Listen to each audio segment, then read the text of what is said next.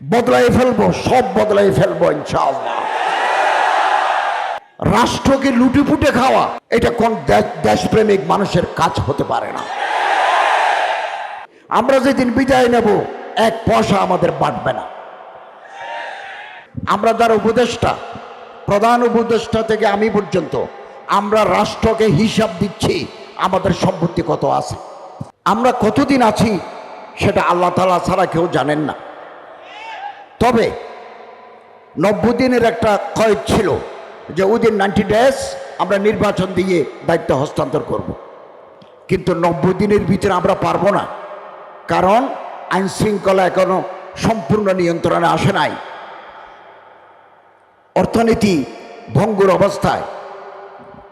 এই জন্য আমাদের সময় নিতে হতে পারে। আমরা সেই আইন একটা অধ্যাদেশের মাধ্যমে পরিবর্তন করেছি। পরবর্তী প্রধানমন্ত্রী ভোটের মাধ্যমে যার ভোট তিনি দিতে পারবেন আগামী দিনে ইনশাআল্লাহ। নির্বাচন কমিশনকে আমরা ঢেলে সাজাবো, পরিবর্তন করব। লেভেল প্লেইং ফিল্ড, সমস্ত রাজনৈতিক দল সমান সুযোগ পাবেন। আমরা সেই লেভেল প্লেইং ফিল্ড তৈরি করে দেব। আপনারা জনগণের কাছে যাবেন, জনগণকে বুঝান, আপনি যেটা চান সেটা জনগণকে বুঝান, তারপরে জনগণের ভোট নিয়ে পার্লামেন্টে আসেন। আমরা আপনাদের হাতে দায়িত্ব দিয়ে চলে যাব। আমরা অন্তর্বর্তীকালীন সরকার সব কাজ আমরা করতে পারবো না, বিতর্ক তৈরি হয় এমন কোনো জায়গায় হাত দেব না।